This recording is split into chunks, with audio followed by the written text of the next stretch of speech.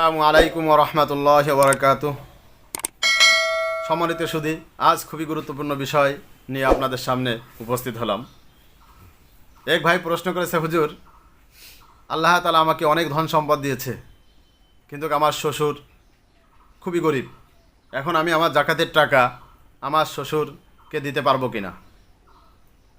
এটা খুবই সুন্দর একটি প্রশ্ন। তবে মনে রাখবেন, জামার জন্য শ্বশুরের সংসার দেখা বা তাদের সর্বত্র খোঁজখবর নেওয়া, এটা জামাইয়ের উপর ফরজ অজিব কিচ্ছু না। হ্যাঁ, যদি জামাই নিজ দায়িত্বে তাদেরকে খুশি করার জন্য হাদিয়া উপঢৌকন দেয়, বাজার করে দেয়, এটা জায়েজ। এমনকি জাকাতের টাকাও যদি শ্বশুর শাশুড়িকে দিতে চায়, এটাও বিনা দ্বিধায় জায়েজ হবে, কোনো ধরনের সমস্যা নাই। হ্যাঁ, তবে জামাই যদি শ্বশুর শাশুড়ি যদি মধ্যবিত্তের হয় আর যদি জাকাতের টাকা তাদেরকে দিতে যায়, তাহলে এটা আত্মীয় স্বজনদের মধ্যে খুব মন কালাকালি হওয়ার সম্ভাবনা থাকে।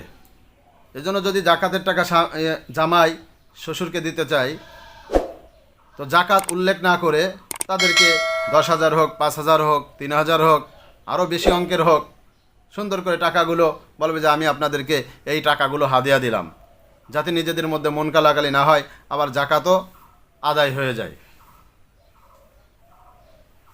আশা করি সম্মানিত শুধু আপনারা খুব ভালোভাবে বুঝতে পেরেছেন। প্রশ্ন করতে পারেন যে মধ্যবিত্ত, যে তার উপর তো জাকাত অজিব। যে মধ্যবিত্ত, দেখা যাচ্ছে তার কাছে বাজার সদাই করে 10,000 টাকা আছে,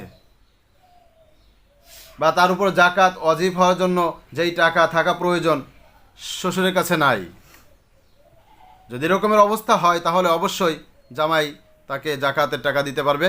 তবে হাদিয়া বলে উল্লেখ করে দেবে, যাতে মন কালাকালি না হয়, সবাই খুশি থাকে।